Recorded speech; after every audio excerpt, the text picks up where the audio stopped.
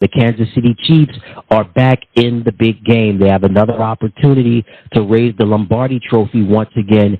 And somebody that has been on the program on numerous occasions, love his insights on not just the Kansas City Chiefs, but respectively how Chiefs fans feel in the United Kingdom. Let's welcome him back to the program. He is the co-host of the Arrowheads Abroad podcast. This is the podcast that takes a look at things not just at the Kansas City Chiefs, but from the NFL as a whole, from a United Kingdom perspective. Let's head across the pond to England and say hello once again to Owen Widdowson. Hey, Owen, what's going on, my man? Hi, it's great to be back. Yes, been a while. Yeah, indeed. Great to have you back on the program, Owen. And as always, thank you again for taking time out of your busy schedule to be on the program.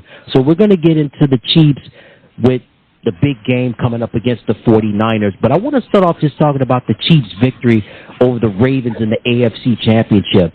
Owen, what were some of the things that caught your eye in the Chiefs' win when beating the Ravens? Yeah, it was a hard-fought game. I mean, they're a great team, highly regarded as the best team in the AFC, if not the NFL, going into the game. Obviously, they were the favourite, the Ravens. So, yeah, a tough team. One of the games that I was most nervous about going into it. Wasn't overly confident in the Chiefs being able to pull off the win, but I proved myself wrong once again.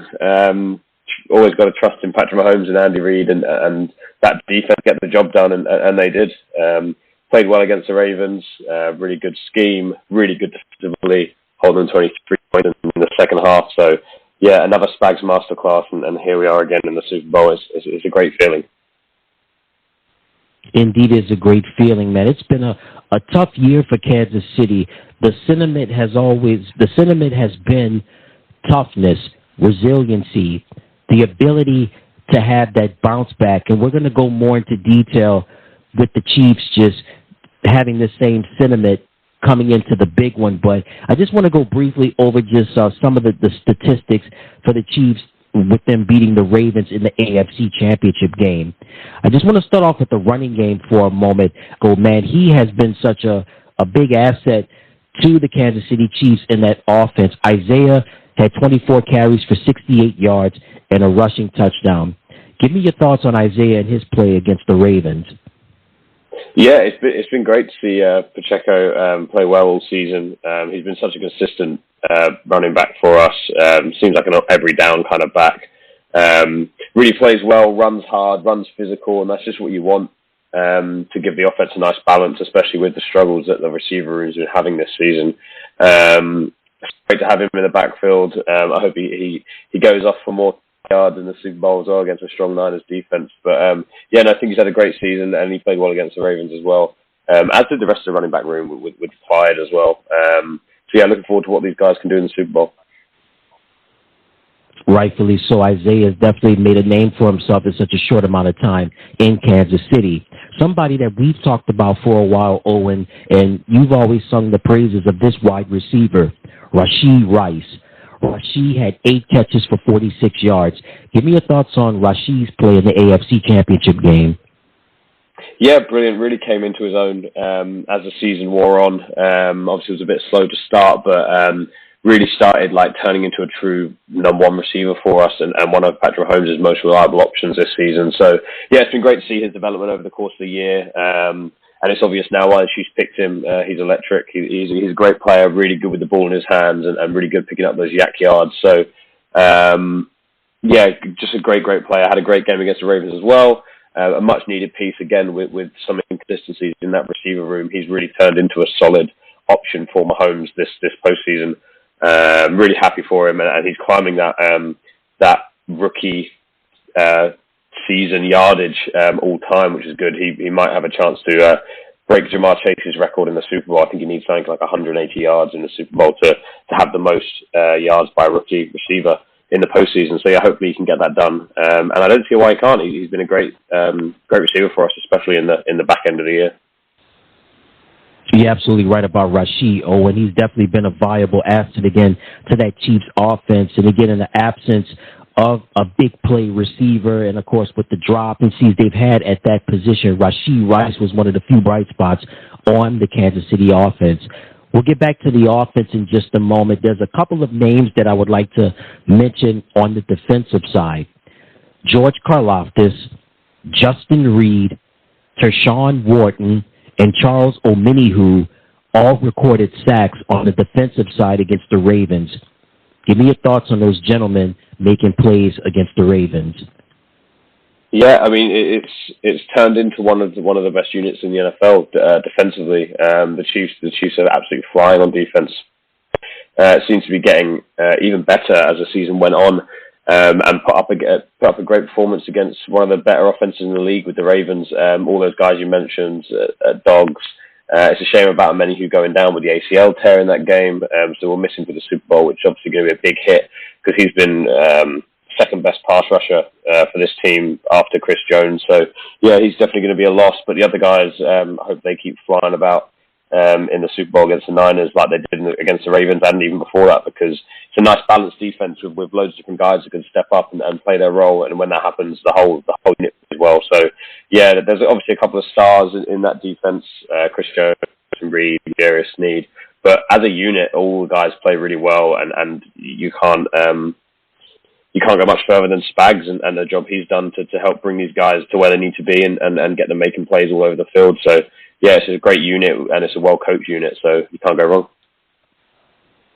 Absolutely, and you mentioned the architect of the defense this year for Kansas City, Steve Spagnuolo, has done a good job with these guys and the talent that they have on that roster. Somebody else that made a big play on the defensive side, he recorded an interception, Dion Bush. Give me your thoughts on Dion's play against the Ravens. Yeah, obviously coming in off the bench, he's not a starter safety. I think he came in because it escapes me who, but our safety went down on a play, and he came in for like 2 or 3 snaps. On one of those snaps, he managed to come down with the ball and get a vital red zone turnover. So what a moment to step up in one of the biggest games of his career yet. So a great moment for him and help build this team on to the Super Bowl. So yeah, really happy that all guys across the roster, across the depth chart on this defense are making plays. It's not just relying on one star player or a handful of star players. It's across the board. Everyone on that defense is playing well. And it showed against the Ravens with him stepping up and making a vital interception. So yeah, it's a team effort that helped hold the Ravens to 3 points and get that win. So yeah, credit to all the defense and these guys that step up and make their moments when they can, and he did. Absolutely. Kudos to Dion and the defense on doing their part. Speaking of doing their part, man, what can you say about head coach Andy Reid, right, Owen? Since he's arrived in KC, he's just been consistent. When Alex Smith was the quarterback, there were some playoff appearances and did a good job. Alex gets hurt. The Patrick Mahomes era begins. And Mahomes, in his second year in the league, becomes the full-time starter. And it's just been one heck of a ride with Reid and Mahomes. And what we've seen Andy Reid do before as the head coach of the Philadelphia Eagles, those years of consistent playoff appearances, NFC Championships, and to take that same consistency and bring it over to Kansas City, it's just been phenomenal. Give me your thoughts on head coach Andy Reid winning the AFC Championship and marching on once again to the big game. Yeah, you can't have enough love for Big Red and what he's done in Kansas City. It's been sensational to watch the turnaround of this franchise since he became a head coach. And even beforehand, I think his career as a head coach was kind of underrated in the Alex Smith days and in the Eagles days, because he still took that team to a Super Bowl. And the Eagles unfortunately lose to Tom Brady's Patriots, but plenty of people have lost to Tom Brady's Patriots in the Super Bowl, so you can't hold that against him too much. But yeah, he's had a great career even before the Patrick Mahomes era. He's such a fantastic head coach, brilliant offensive mind, one of the best the NFL's ever seen. He brings out all his best stuff in the biggest games, and that's helped him propel him to where he is now, a multiple Super Bowl winner, and with 5 Super Bowls appearances under his belt now. It's a really impressive CV that he's put himself together, or resume, as the Americans say, that he's put himself together, and long may it continue with this great team that he's got now. So Yeah, I'm really happy for him. He's a great mind, a great offensive mind. So I want to see him have more success, and I want to see him have more success in Kansas City wearing that red. So yeah, let's go. Yeah, hopefully the best continues to get better for Andy Reid. Just been a model of consistency for so long, of being an offensive coordinator for the Green Bay Packers and then transitioning to the Philadelphia Eagles, great seasons, and now having great seasons with the Kansas City Chiefs. And definitely we're watching history in the making. And there's a play off of a song and Bad Blood. And let's just say Andy Reid hasn't had a lot of bad blood with a popular tight end. His name is Travis Kelce, and he's been awesome since he's arrived in KC. Again, went through the Alex Smith era. That was nice, but when him and Patrick Mahomes got together, man, there hasn't been any bad blood between him and Patrick. Travis in the AFC Championship game, 11 catches, 116 yards, and a touchdown. Give me your thoughts on Travis's play in the AFC Championship game. Yeah, I'm liking the little nod to Taylor Swift there, the Taylor Swift reference. It's great. Yeah, he's had such a great season, Travis Kelce. Had some doubts, as the regular season was wearing on, and people were saying that he was kind of, not himself and wasn't playing as well, and whatever you might put that down to, his age or any external factors. But I mean, in these playoffs, he's shown up, and he's shown up in a big way. Something like 11 straight catches with no drops in the AFC Championship game for nearly 100 yards, or just over 100 yards. And he just proved that he's still that guy, and he's going to keep on making plays for this team. It's so great seeing him go out there and work, and watching the partnership that Mahomes and Kelce have as the all-time playoff touchdown duo now. So it's great just watching those guys get to work, and it's honestly it's a pleasure watching them play football, because it's so much fun, and they know each other so well. This chemistry that they've got is brilliant. And Andy Reid just fits into that and plays on that so well as well. So it's a great trio to have. And it's why the Chiefs have been so successful over the past how many years. It's because of those three core guys on offense that have willed us through, even when the waters get a bit rocky and it's not looking as comfortable as it might be in the past. They still manage to get it done. So consistency is key here, and I think the Chiefs have proved that with those three guys, anything's possible. You're absolutely right. Not just with Kelce, but just with Mahomes and Reid. I mean, they've been such a consistent connection for a long time, and hopefully they can continue it for many seasons to come. Knock on wood, depending on any outside forces, no pun intended. But Travis did his thing in the AFC Championship game. And let's talk about him. You mentioned him, Patrick Mahomes. I mean, we're watching greatness at work. Completed 30 out of 39 passes for 241 yards and a touchdown pass. Your thoughts on Patrick in the AFC Championship game? I mean, what more can you say about him? He is continued to, as you said, be great, getting it done, no matter what the weather is, no matter what the situation is, no matter what odds are stacked up against him. I think this was a year where he really seems to have become that villain in the NFL, where people want him to lose, and they don't want him to have success because of how prolonged it's been now for this Chiefs team, and with him at the helm. He's been on a tear. I mean, this is his fourth Super Bowl appearance in 5 years. He's won two of them already. He might make it 75% and win 3 out of 4. And if he does that, it's we're on the path to greatness and true greatness up there with only a handful of quarterbacks that have the talent and the skill set and the accolades to back it up. You're talking like Montana and Brady, and I don't think he's there yet. I think he's got a long way ahead of him, but to have 3 Super Bowls and 2 Super Bowl MVPs, 2 regular season MVPs under his belt at 28 years old, with a third possibly on the way this Sunday, it's hard not to regard him along the all-time greats of quarterback now, and I think it's been a fun season in Kansas City because of all the doubt and him riding that doubt and still putting on great performances and getting us to where we are today. But I just look forward to him doing it for so much longer because he's still so young. What a player. I can't wait. Yeah, indeed, Owen. The best is definitely yet to come for Patrick Mahomes. I think we're just watching him hit his prime, and I think, knock on wood, he's been healthy and he's hardly had any injuries throughout his career. His line, he's been blessed, and he's been blessed with a talented offensive line throughout his short NFL career, and the numbers are going to continue to add up, and we're watching greatness at work with Patrick Mahomes. All right, Owen, so now the big game is here. So the Chiefs handled their business beating the Baltimore Ravens in the AFC Championship game. The San Francisco 49ers handled their business beating the Detroit Lions in the NFC Championship game. So now we've got the big one in Las Vegas, 49ers and Chiefs. I have to ask you, first question, we know about the San Francisco's offense, Brock Purdy, Christian McCaffrey, George Kittle, Deebo Samuel, and a host of others. What do you think are going to be the keys to victory for the Chiefs defense to neutralize the 49ers offense?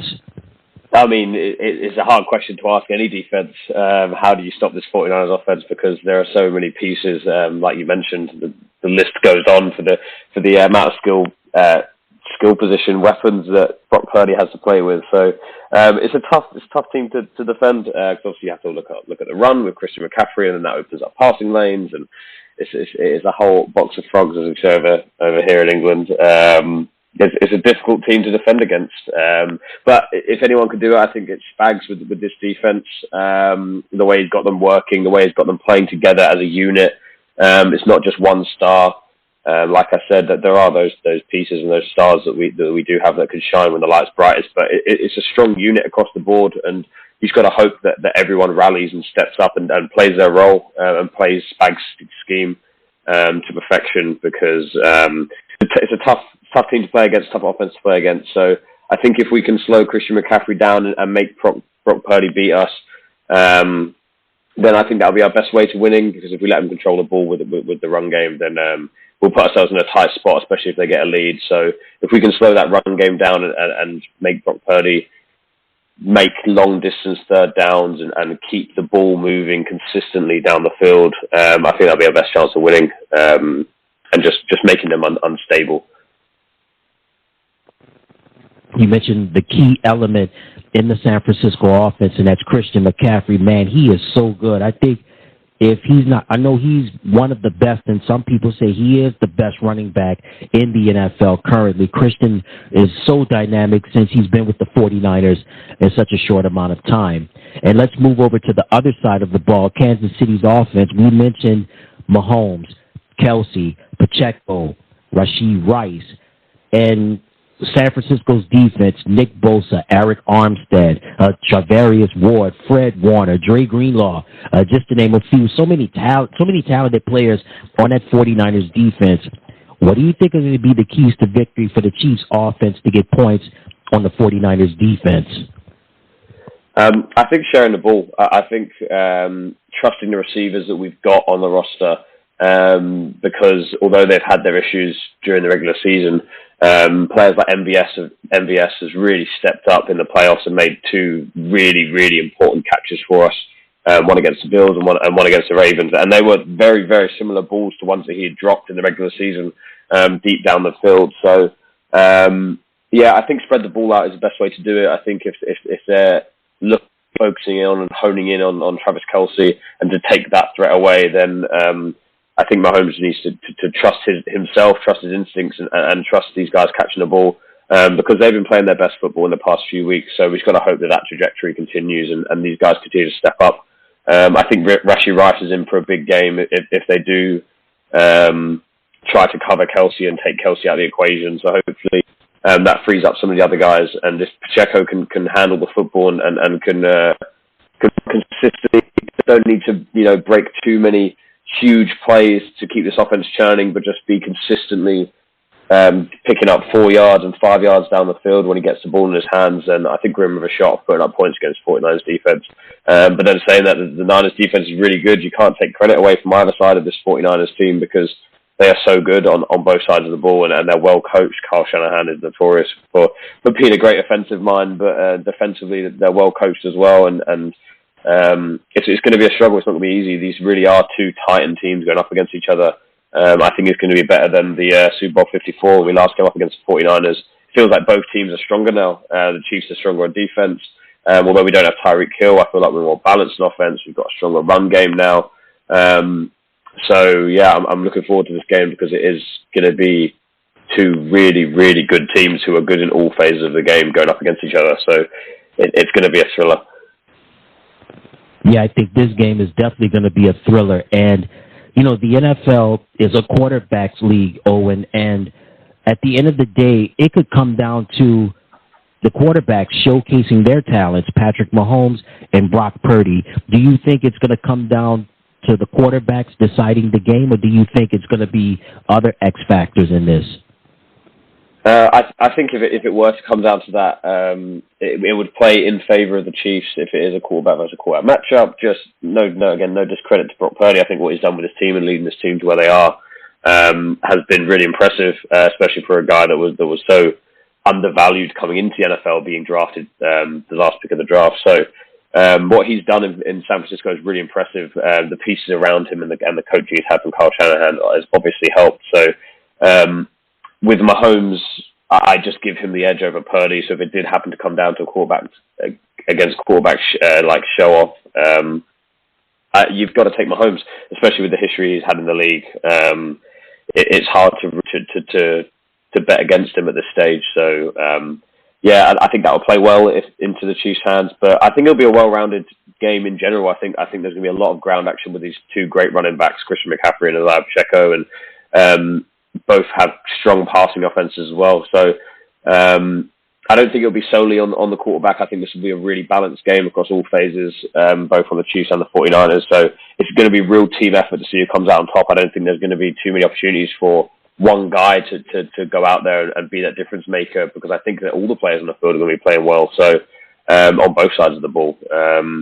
So yeah, I'm really looking forward to seeing how this one pans out, because there is just so much talent across both teams. So it's going to be a really balanced game, and it's just about who makes that moment and who makes that game their game. So yeah, it's going to be a really fun watch.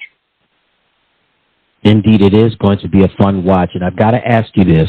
Will the Chiefs be the heroes, or will they be the anti-heroes in this game?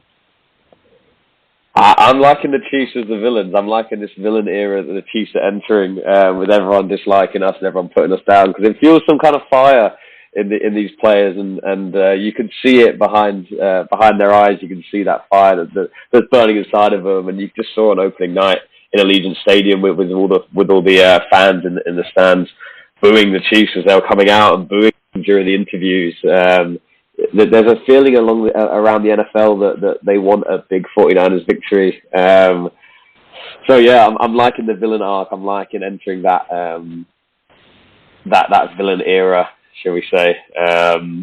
Because it's going to be interesting to see how the Chiefs handle that pressure and handle that expectation, because that's how true dynasties are looked at when they do become dynasties.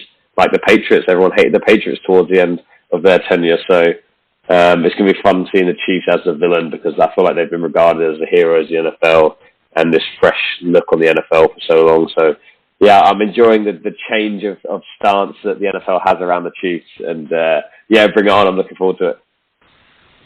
Yeah, absolutely. It is refreshing, and the Chiefs have had a very tough, a very interesting year. That seems to be the motto of their 2023 season: resiliency and toughness, and having that desire and digging way down deep inside. And surely it's going to be a fantastic game between the San Francisco 49ers and the Kansas City Chiefs.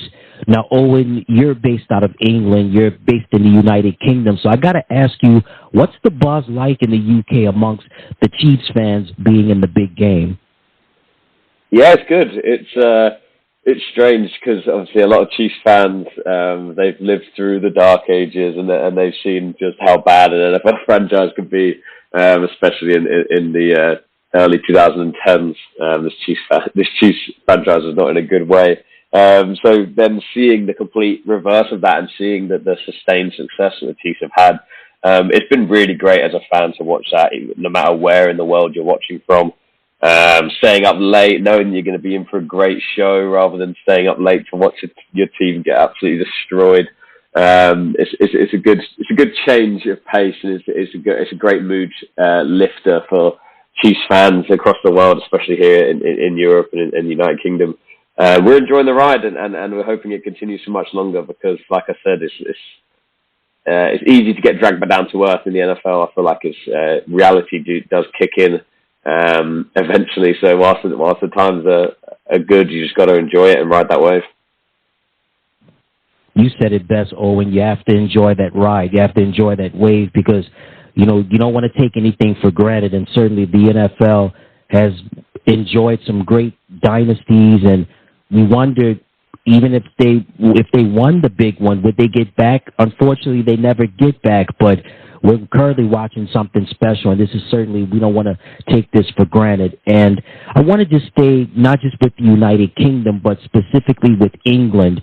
The NFL International Series has continued to move leaps and bounds with having games in England, Germany, Mexico, and the NFL has announced that there will be a game played in Brazil, in Sao Paulo to be exact, with the Philadelphia Eagles being in the game.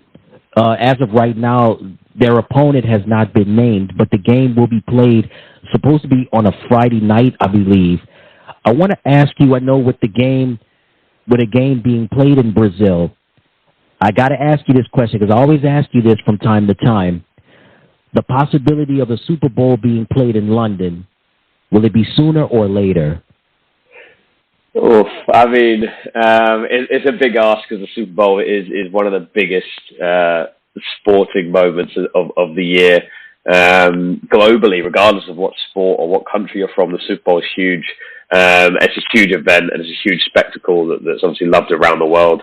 And I'm obviously really thankful for the NFL International Series and obviously because it does take games away from American fans. So I can't thank the NFL enough for bringing those games over there and thanking the fans for letting us have a couple of games over in Europe and in South America too, because it does really help make that game global. But I don't know, I feel like there'd be a lot of England fans that want it to happen and they want the Super Bowl to come over here. But I kind of want the NFL to remain a predominantly American product. I feel like it's obviously your game, it's your sport. We're just lucky enough to enjoy it, and we get the odd game every now and again to come over here. But I like the Super Bowl staying in America. I mean, one day, sure, I'd love it to happen to see London host a Super Bowl, maybe another European country. But I don't want to take that amazing spectacle away from you guys, and you've already given us enough with these regular season games. So I'm just enjoying the International Series as it is at the moment.